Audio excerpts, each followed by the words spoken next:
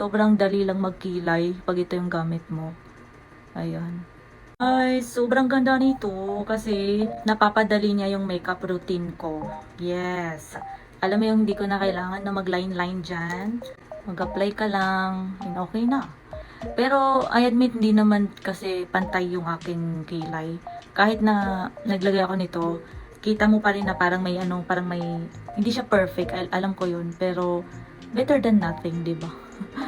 So, mas mabuti na yung may ganyan kaysa naman sa wala. Sobrang dali lang magkilay pag ito yung gamit mo.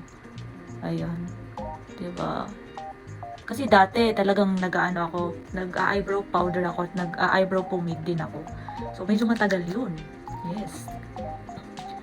So ito kasi very natural, natural lang yung atake kasi yung ano lang, kumbaga parang mascara lang siya na yung hair mo lang yung inaano mo, ina-apply mo. Kumbaga kahit hindi siya pantay or medyo hindi siya malinis tignan, at least may kilay.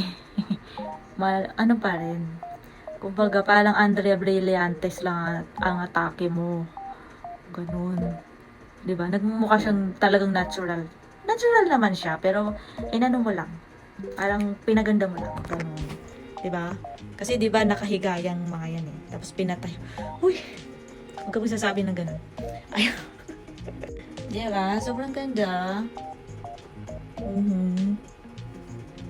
Ako yan eh, no?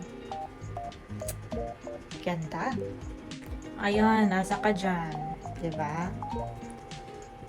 Kondo eh.